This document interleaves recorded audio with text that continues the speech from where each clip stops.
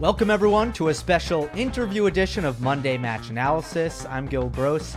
Today's episode is a conversation with Steve Flink, writer for Tennis.com, author of two great books, The Greatest Tennis Matches of All Time and Pete Sampras, Greatness Revisited. And we get into everything Australian Open 2021 on the men's side, going very much in depth into Novak Djokovic's run from start to finish, especially the final against Daniil Medvedev, Nadal Tsitsipas in the quarterfinals, Aslan Karatsev, the unusual lead up to this tournament, and so many great topics in here. It's always a pleasure to discuss tennis after a major with the Hall of Famer Steve Flink. So without further ado, here it is.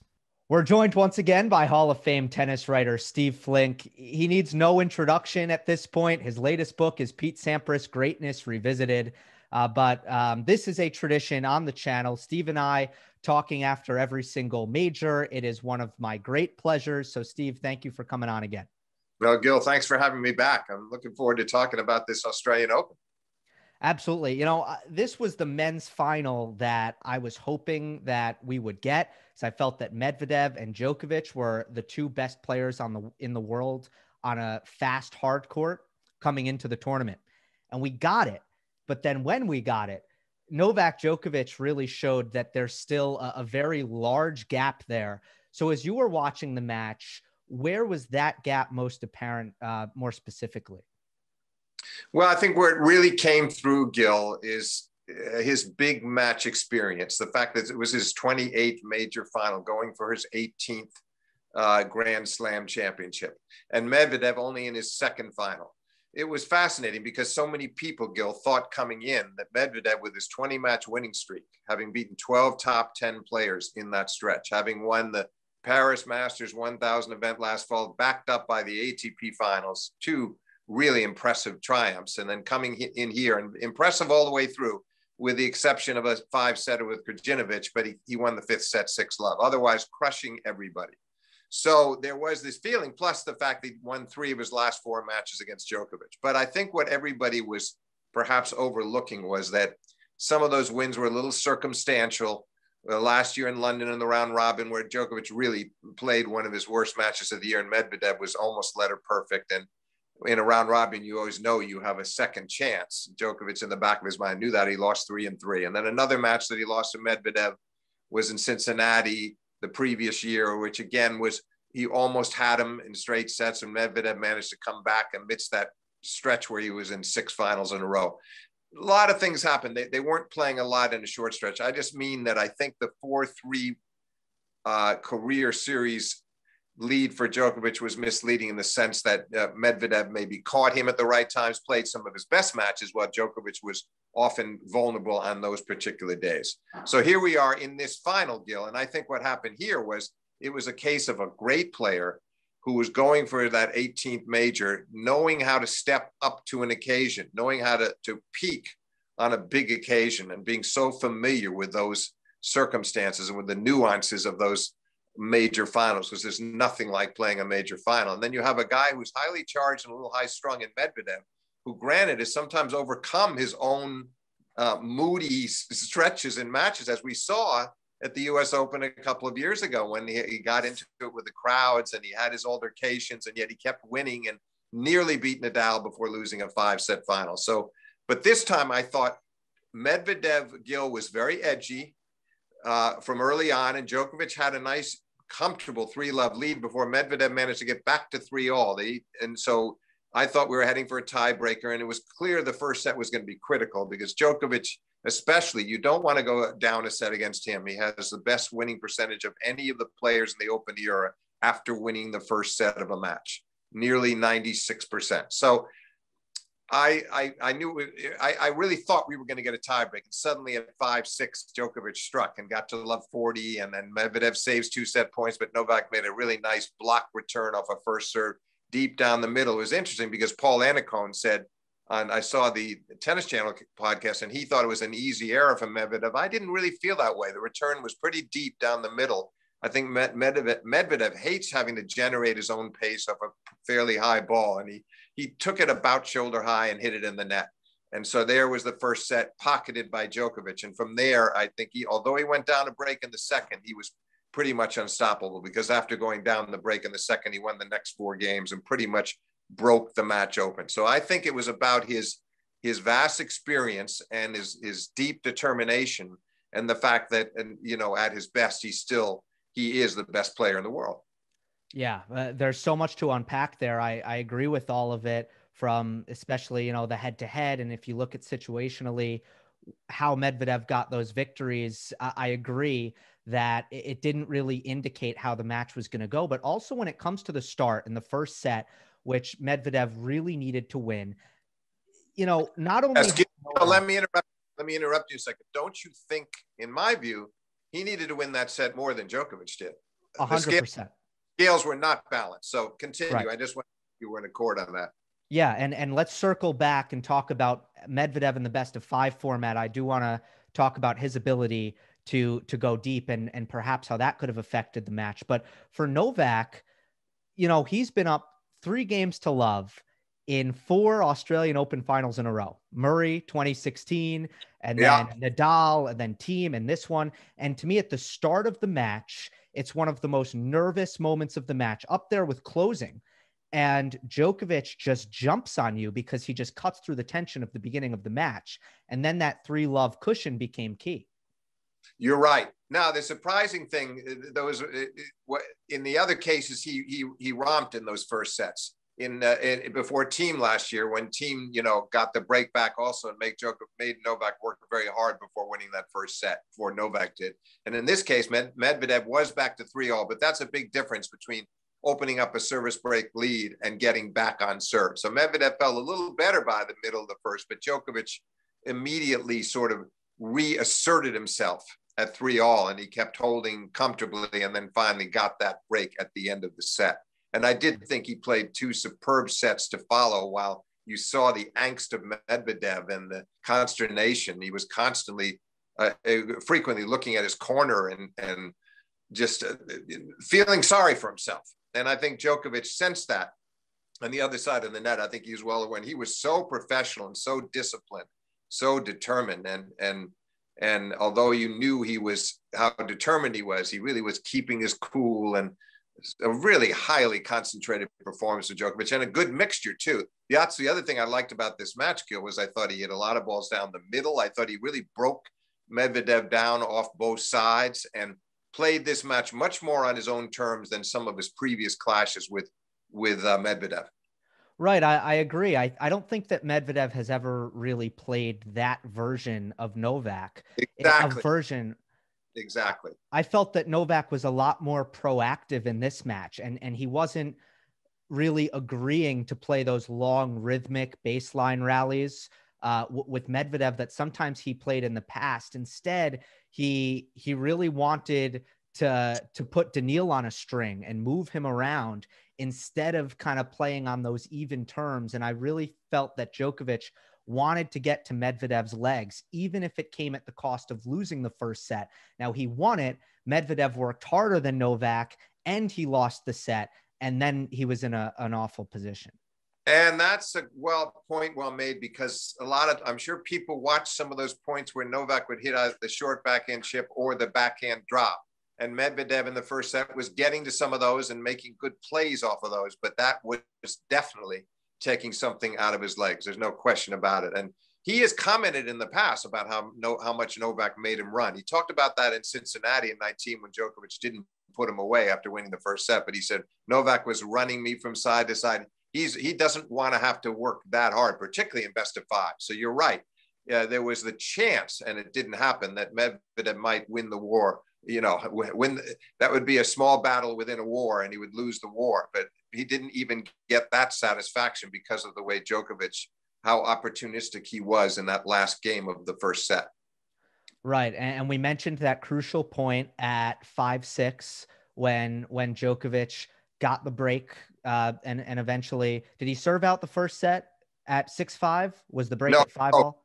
No, he broke at 5-6. Okay, it was the break at 5-6, right? Yeah, the break was at 5. That crucial block return at 30-40.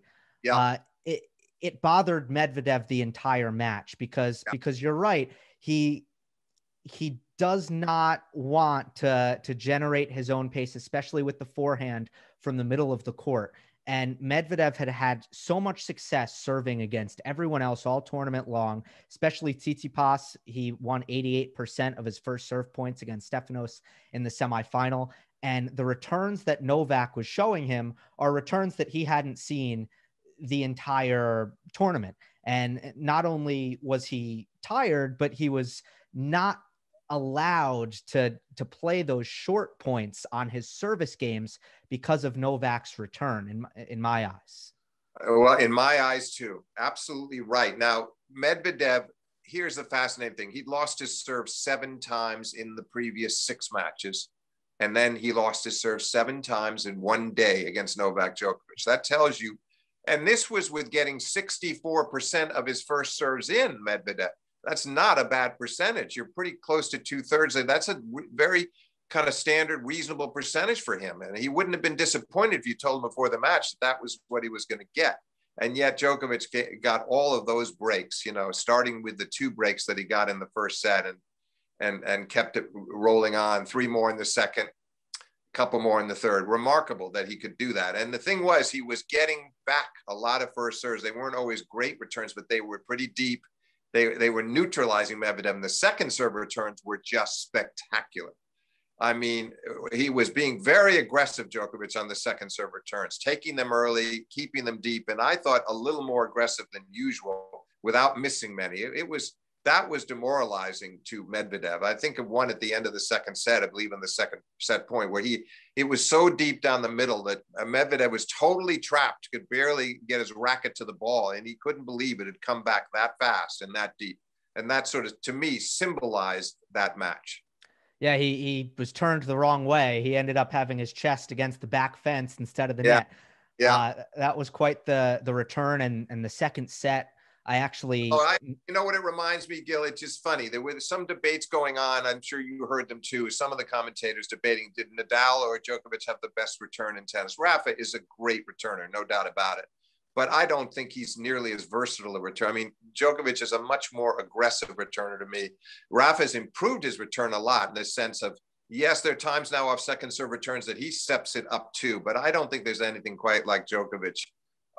You know, especially when you get off of clay. Rafa manages to break a lot on clay, but what Djokovic does on hard courts, I mean, he also broke in the quarterfinals Zverev 6 times. I mean, that also is not easy to do. He's taking great servers and making them, and that's what Zverev commented. I thought that was fascinating. After that match where Djokovic came from a set down to beat Zverev in 4, Zverev was talking about the third and fourth sets, because Djokovic came back to 1 set all, and then I'm sure you remember in the third set, it was 1-4, Djokovic serving 1-4, love 30, and he won 5 games in a row. Danger of being down 2 breaks and didn't let it happen. Fourth set, very similar, love 3, 15-40.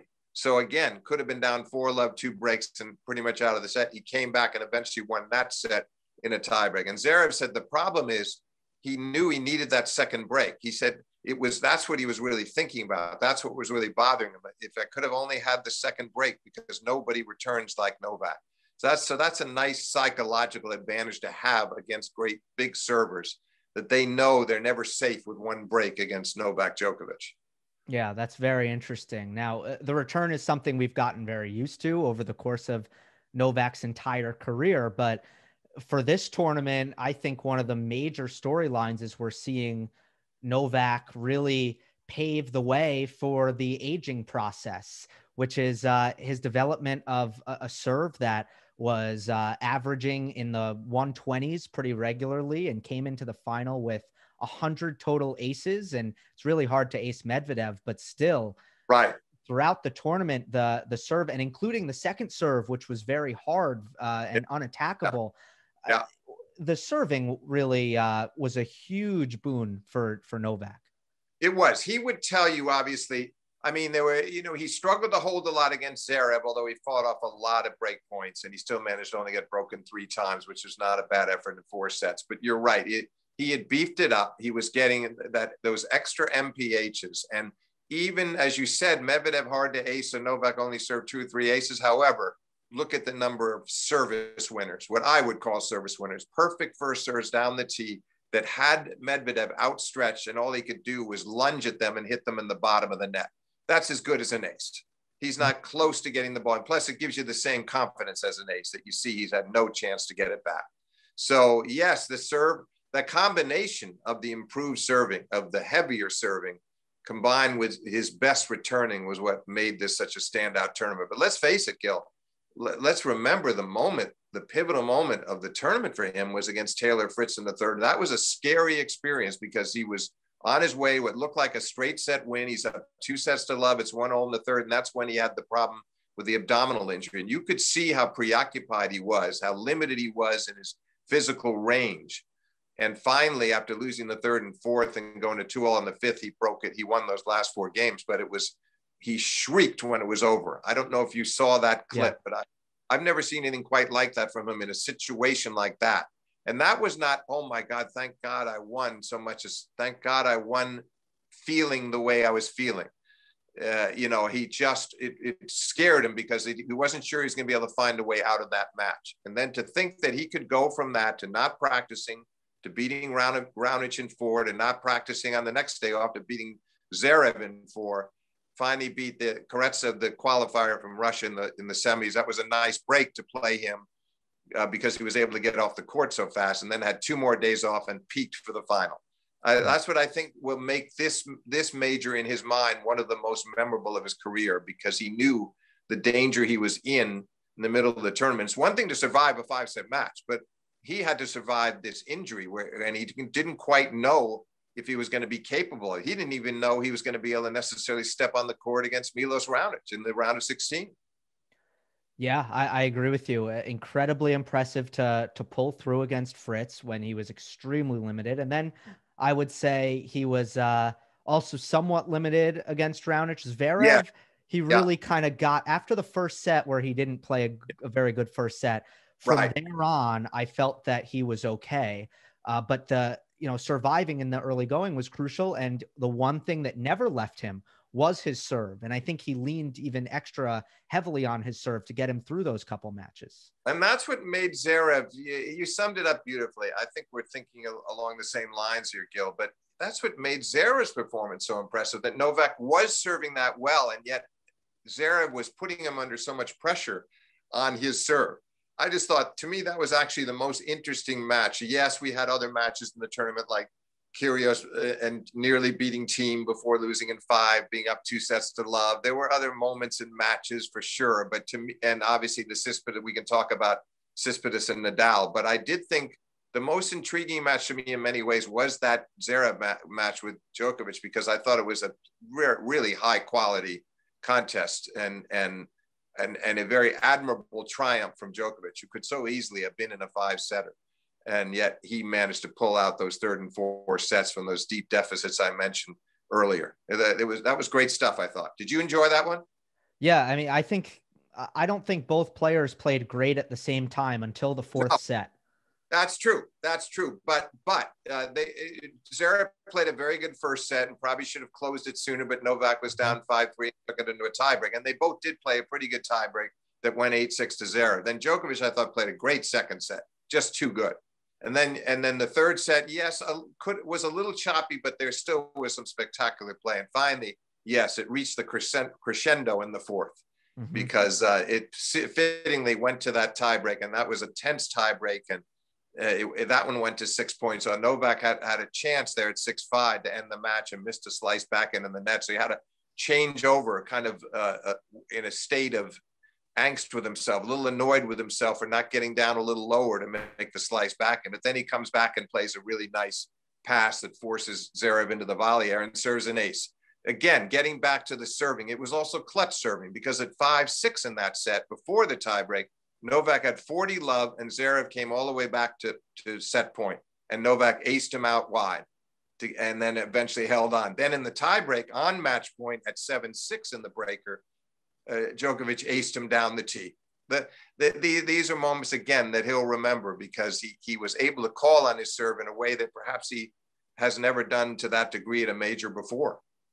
Yeah, exactly. I mean, these are not things as great as he was in 2011 or even 2015 and 2016. He was great in different, I mean, he's still great in those areas, but we've never seen serving like we saw from him in this tournament. Let's get to Medvedev though. You know, what do you think he needs to do in order to be a little bit more threatening in a big match like this? Obviously the nerves and the experience of dealing with moments like this will naturally make him more difficult to deal with. But I also think that there were some things technically in this match that Novak, no matter what, would have ultimately taken advantage of. Yes, you're talking about especially the forehand vulnerability of Medvedev, right?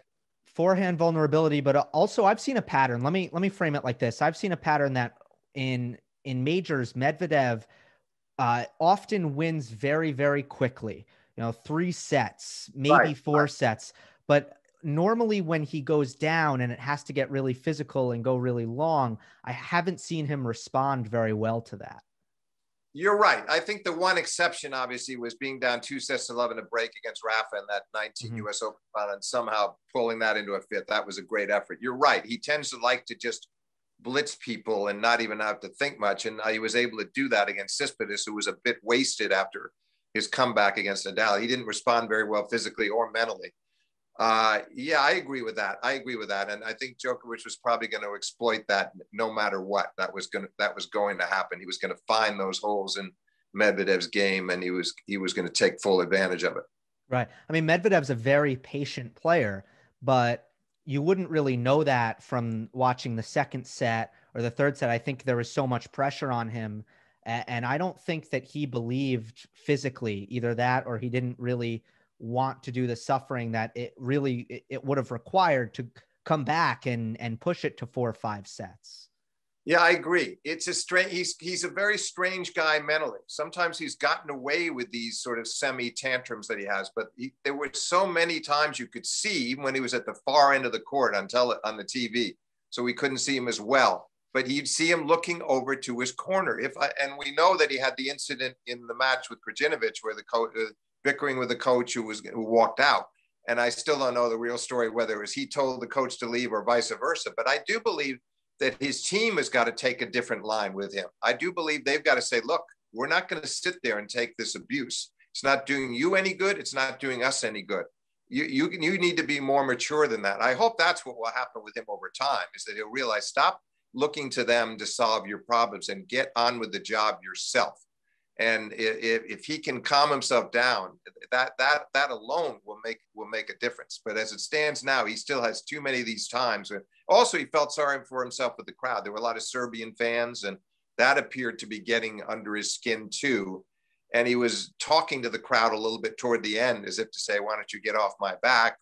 So he's got a strange guy, and this same guy who seems so immature goes into the presentation ceremony, made some really nice remarks about when he first got to know Novak and Monte Carlo, and it couldn't have been more gracious afterwards. His press conference was first rate. Again, he basically said, I don't know how different it could have. There's certain things could have gone different, but I don't. Basically, he was saying the problem, paraphrasing, the problem was that Novak did not allow him to play his best. Yeah, that was the gist of it. So I really admire that side of him. And again, the way he handled the defeat in the presentation. But I do think that during these matches, he's got to be more composed and concentrated and not carrying on that way. Yeah. And he's highly, highly intelligent, which comes across anytime he does media. But yes, he can get a little off the rails. For me, in order for him to be better in best of 5, because I really do, I think he's more dangerous in best of 3 when he can do as much running as he likes and not worry about getting tired. I think he either needs to find ways to shorten points outside of his serve, perhaps get in better shape than he already is when it comes to endurance, or maybe just be willing to suffer a little bit more. I think if he can do one, if not multiple of those 3 things, I think that'll put him in a much better position to have success, or take that next step, I should say, in the majors. Yeah, all great points. I think, Gill, that he can get in better shape. I don't doubt that, with the right, maybe make some changes in his training and more in the gym and less on the court, whatever it's going to take. I can see that. The game part is going to be trickier, because, you know, it's pretty well formed for him now. I'm not sure what he's going to do that's going to change too drastically. Maybe he could add a little more finesse to his game. There's certain things he could try to do, but I think he's somewhat limited that way. You know, and that's how he plays the game, and it's got to be working for him. But the conditioning would help, because if he could trust the conditioning more, maybe he wouldn't fret as much when he's down a set in a big best of 5 against a top player. Because no doubt you're right. The results show thus far that he has been able to channel it much better in best of 3 and go full force and not worry about tiring himself out. Yeah, it's interesting. Let's get to the quarterfinal and Nadal and Tsitsipas. And, you know, I think Stefanos played magnificent tennis, and he's so dangerous when his game is on. Well-rounded. He can defend, cover the court, but he also has a really great transition game and a world-class forehand. And they were all on display. I do think that I also question if Nadal came into this tournament in his best condition with the back injury, because I felt like he ran out of gas much earlier than he normally would in this match. Gill, I think you're right on target, because we know that Nadal couldn't play the ATP Cup. Now, some people didn't put much emphasis on that, but I did, because I thought, wait a minute. The last thing he wants to do is let his teammates down. The last thing he wants to do is miss the match practice and preparation that he's going to get, that's going to carry him into the Australian Open feeling good about his game. Now, the draw was so good, and he is so great, the combination, that he blitzes into the Tsitsipas match without losing a set. He's killing everybody. Could have almost lost a set to Fognini, down 4-2 in the second, but managed to salvage that set and win in straight. So he was in pretty good form, but he had not been tested physically. And in the back of his mind, I think that always was a worry to him. It was a deep concern. How am I going to be if it gets so? Maybe that's what made him so tight in the third set tiebreak. Because if you look at those first 3 sets, the only thing that changed in the third set, Nadal was completely outplaying him the first 2, breaking him almost at will and holding serve with ease. And then the change in the third was that Stefanos started to serve much better himself. So he kept up his end of the bargain to get it to the tiebreak with some very comfortable holds. But then Rafa, to miss the 2 overheads in the tiebreak, one of them almost on top of the net, the smash, and the other later on taken on the bounce from near the baseline. An easy backhand, one pretty easy forehand. I'd say of the 7 points he lost, at least 4 unforced errors, maybe 5. So that's not like Rafa. And I think the problem was he wanted it over with. He didn't want to have to play even 4 sets. He wanted to get off the court. And there's no doubt there was a sharp decline in his physicality those last 2. You could see it even by the middle of the 4th, never mind the 5th. And it's a testament to his professionalism and determination that he kept those 4th and 5th sets as close as he did, which were 4 and 5. Unfortunately, nerves struck again, I thought, at 5-all in the 5th, because you're serving out in front in the 5th set. At least get yourself into a tiebreak and take your chances there in another tiebreak. But he didn't get that chance because he lost his serve at 4 bad errors, really, to lose that game. And then even though he had chances to break back, it was too late, and Stefanos served it out. So yes, I think you're right. I think this was a question that the back really was serious enough. And yes, it improved, and he kept talking about it during the tournaments, feeling better, a little better now. But the preparation, he couldn't get over the fact that he hadn't prepared the way he wanted to. And I still don't think that back was 100% either. It was just maybe closer to 80 or 90%. And when you're playing majors against the best players in the world, you want to be 101%. Yeah. And even if it was 100%, if it kept him out of the gym for a week, it kept, right, that stuff matters as well. So because I honestly think, Gill, that in the normal Rafa, the Rafa we know so well, if he drops the third set tiebreak, he still probably wins that match 6-3 in the 4th. He's not, but he was definitely uncomfortable by the middle of the 4th. Something was not that right. And he hung in there and he competed. Well, now, meantime, Tsitsipas had this new lease on life and started hitting out so freely. He played some beautiful tennis the last couple of sets, and his serve was magnificent at times in the 4th and 5th. But in the rallies, I felt like he got some help from a Rafa that was just it was a little beleaguered out there. Yeah, and Tsitsipas's serve looks better to me this year, which is good because I always felt like there was more potential in that shot.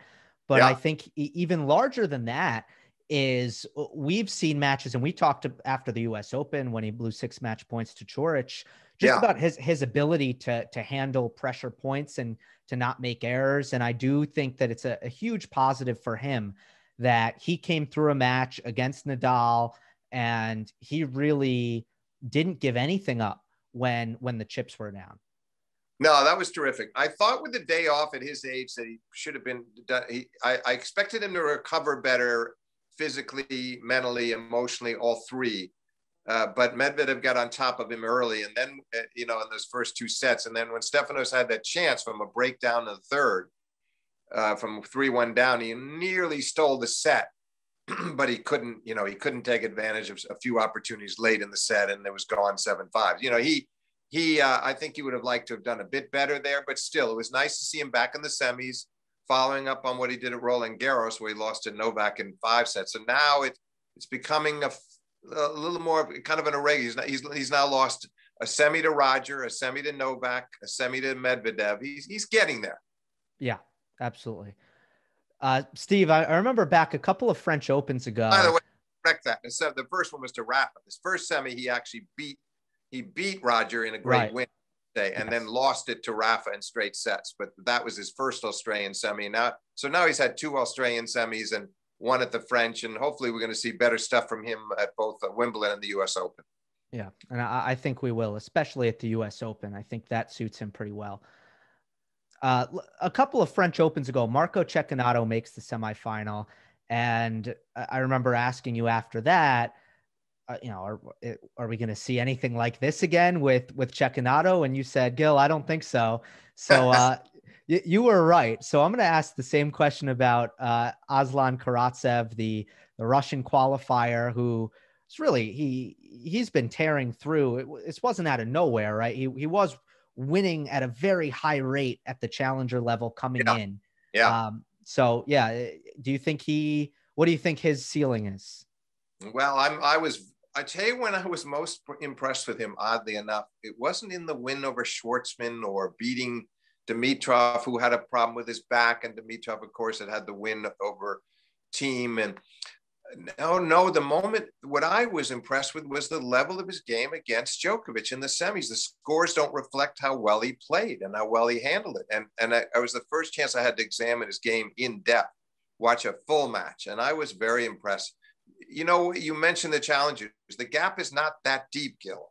So those are meaningful wins for sure, because there's not a great difference between some of the ATP Tour events and the challengers in terms of what you have to do to win those matches. Yes, it's a big difference in beating the Djokovic's and Nadal's and Federer's at the very top, but once you get underneath the top 10, I don't think there's a big gap. So yes, those successes prove something, and I'm kind of encouraged about. I think this guy we're going to see a lot more of him this year, and I wouldn't be shocked that he's the kind of guy that could end the year anywhere between 15 and 25 in the world. If that happened, I wouldn't be stunned at all. Yeah, that's exactly what I was thinking. I don't know that he'll be making slam semifinals on a regular basis, but I do think he's a top 30 player, and he's not just going to really go away by any means. And he's a hard-nosed competitor, Gill. He really, Mm-hmm. just bears down hard. And when Djokovic you could see the respect that Djokovic had for him in Novak's mannerisms and reactions. And, even in the third set, 2 things happened. One, he made a really nice comeback in the second set. Novak had him down 2 breaks, 4-1, trying to close him out. And then he got one of the breaks back. And then when Djokovic served for it, he had actually, at 5-4, he had to save a couple of break points. It was 40-15, and then he really had to fight hard to hold on and got it done. So he's up 2 sets, and he gets an immediate break in the third, and this guy breaks back again to 2-all. Then Djokovic took over. But I'm saying the attitude was so good. It was so he showed a lot of steely resolve, and I just like his game. I don't think there are that many holes in his game. So I'm happy it happened. He seems like a really good guy, very beguiling personality off the court. Yeah, he never said at any point, okay, I'm done. I've gone far enough. No, The no. fact that he kept wanting more really says something about a guy who, had to qualify, I Yeah, think. went out and he showed Djokovic clear respect, and that came through in his comments afterwards too. But otherwise, he just played it like it was another match. Okay, I'm Mhm. out here to win. I'm going to do whatever I can to win, and it was, yes, it was a very positive attitude. And yeah, I was surprised. I didn't think the semi would, never mind the scores. I didn't think that it was going to be as hard fought a match as it was, and that's all a credit to him, because Djokovic by then physically was really coming around. You described it well. There was clear signs in the Raonic match where, that's why I have a disagreement with any of the skeptics that were saying that there might have been something made up here. I didn't think it. I thought that was very unfair. If you looked at Novak in the Raonic match, he was wincing a lot, even after winning points. It was clear he was not that comfortable. And as you mentioned, first set against Zverev, he still didn't look that right physically. And I'm not sure he was 100% physically that whole match, but it was in the semi that you could see that physically he was starting to feel really good. The movement was there in a way that it hadn't been in the previous contest. So that was nice for tennis that we got that match. Yeah, and Djokovic wasn't alone with these abdominal injuries. It was Right, an right. epidemic. It's an Yeah. epidemic. I mean,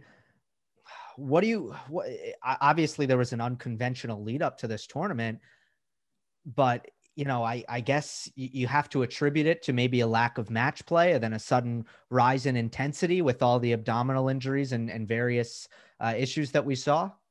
Yes. Plus, there were these comments. I read some stuff, and the players didn't talk that much about it, Gil, but there was this top layer of the surface, the sanding. It was a little different from what they'd experienced a year ago. So I wonder whether that also contributed. And that also may have been a factor in the fall that Djokovic took, trying to change directions in the Fritz match.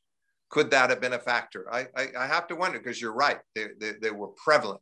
These abdominal injuries were prevalent. And I'm not sure if Dimitros was abdominal or lower back, exactly what his was, but there were more injuries than normal at that level. So you have to look at the pandemic and perhaps some slight changes in the surface. Mm-hmm. Dominic Thiem, Matteo Berrettini, Right. just Right. Team, many, many. weren't you disappointed in Team though? I have to say, for a guy that I've watched rising up the ranks so steadily and impressively and winning the US Open last year in the grittiest way possible over Zverev in the fifth set tiebreaker.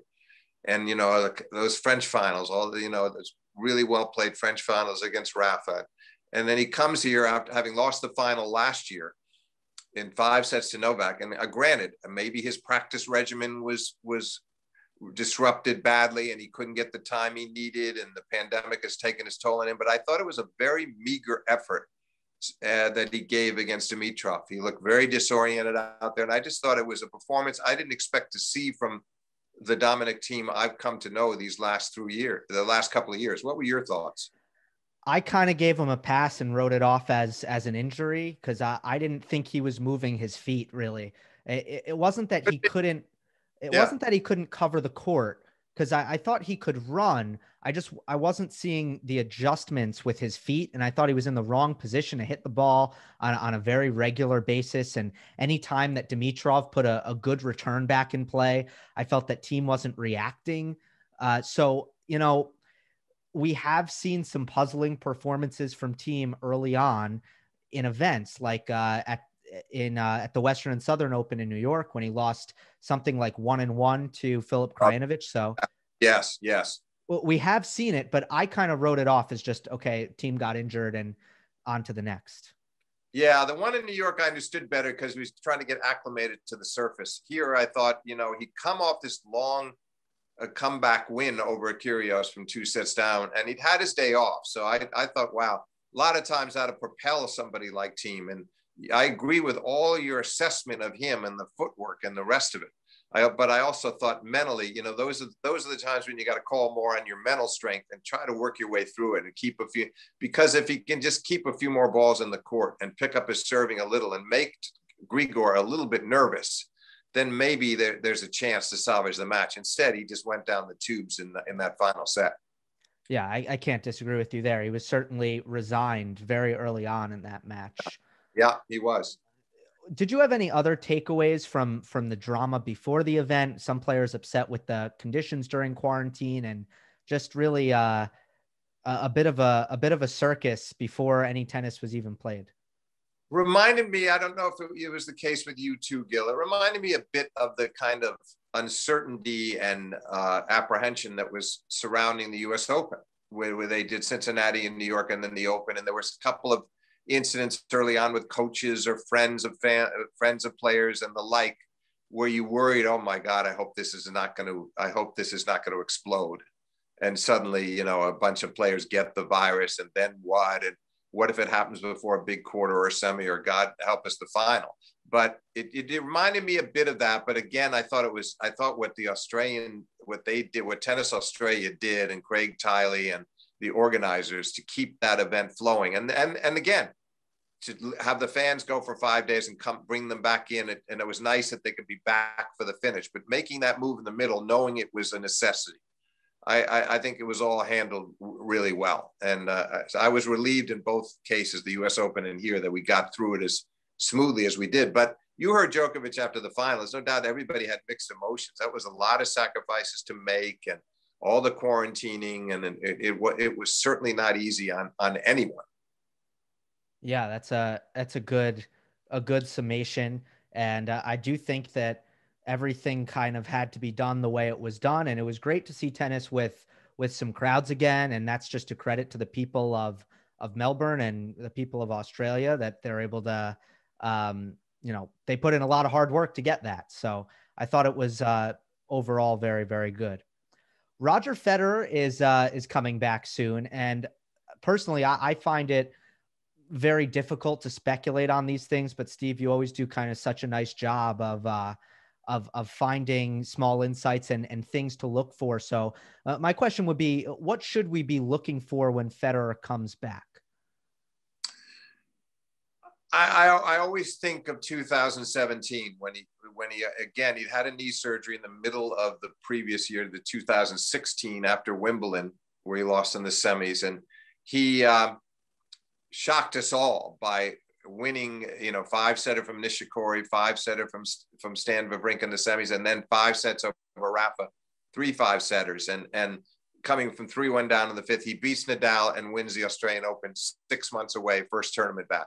We can't expect anything along those lines. I think it's great for him that he's not coming back at a major this time, that he can ease his way back in. The other advantage I think he has, Gil, I think you'll share my view, is the fact that he can end points so quickly, so that as long as the serve is functioning anywhere, anything close to what we're accustomed to with Federer, he's going to still breeze through some service games and end some points quickly. So I don't think the matches have to be as physical. They don't tend to be as physical for him. It takes a Djokovic or a Nadal or a Medvedev or somebody up at that absolute top tier to test Roger to the hilt physically. So I do think he can, and again, it gets back to best of 3. So I think he's coming back under the best possible circumstances. And if he can just even get to the quarters of that first event, that would be a job well done. But I think he's going to do all right. I think it's going to, the big question is going to be, can he make the transition from there into the majors and do it in best of 5, where he's going to have to work harder. Yeah. And I'm coming into this, giving him the benefit of the doubt based on how he looked when we last saw him. And even injured in Australia, he played pretty well, making the semifinal there and actually playing a great first set against Djokovic in that semifinal. Yeah, absolutely. That was astounding. Saved 7 match points against Tennis Sandgren in that 5-setter. And yes, and scared Novak in the semis. And you're right. And that's with clear physical impairment. So yeah, I think he's fortunate, and it's not luck, but he's fortunate that he has a game that is that aggressive, that it's nothing like a Nadal or a Djokovic or any of the other top players. And he has that ability to really win quick, physically undemanding points. And I do think that's going to help. But I whether or not, how far it carries him, I mean, if he goes out and wins the first tournament, I tip my hat to him. I would say if he can get through 2 or 3 matches, that's great for him, and try to build on that. And then the big question is going to be, Gil, what does he look like by Wimbledon? Mm-hmm. How much play has he gotten in? How many tournaments has he been able to play? Has he skipped Roland Garros this time or not?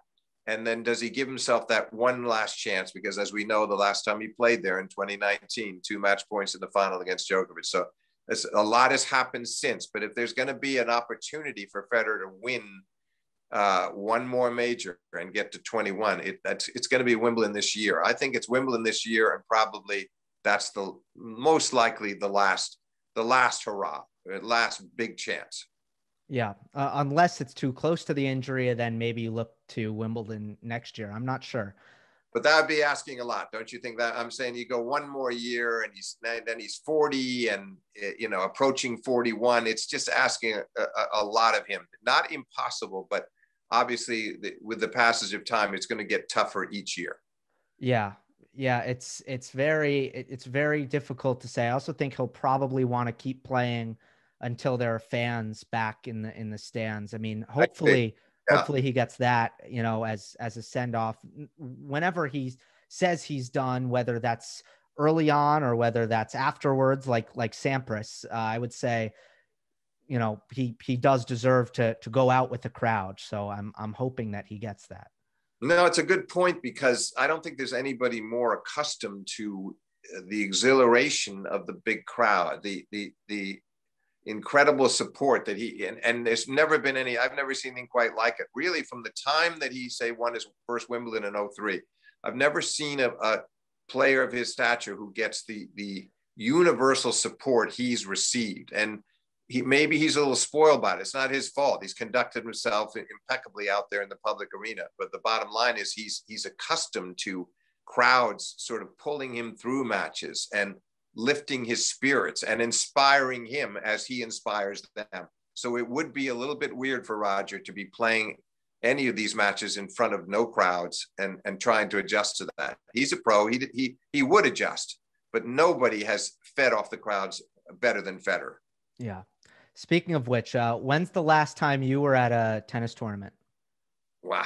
The last time it's funny, I had to think about it for a moment as you're asking the question, was the 2019 US Open, the Nadal Medvedev final. That was it. I didn't get to the Australian last year. Wasn't able to make it over there in person. So obviously I followed it. And then obviously the pandemic hit. So I have not been on site anywhere since. It's hard to believe. Yeah. Do you think when do you think is the last time that you've gone this long? Oh, never. I mean, it's been a continuous. We've just never experienced anything like this. I've always been every year at the French, Wimbledon, US for sure, and a couple of times in Australia, and then selected other places. So, yeah, it's an unusually long stretch for me. I'm hoping that I'm not certain yet about my plans for the French and Wimbledon. There's probably going to be very limited press in Roland Garros, and they're not sure about Wimbledon. My hope is that I'll be able to get back to Wimbledon on site. Yeah. And I hope that things, once they come back to the States for the summer, I hope that everything is approaching normalcy there, and definitely, hopefully I see you at the US Open. I think we both hope that, but this has been great, and we'll definitely talk again very soon. I mean, again, nothing beats this, Steve, after a major. Well, Gill, I enjoyed it as much as you did, and take care of yourself, and we'll catch up soon.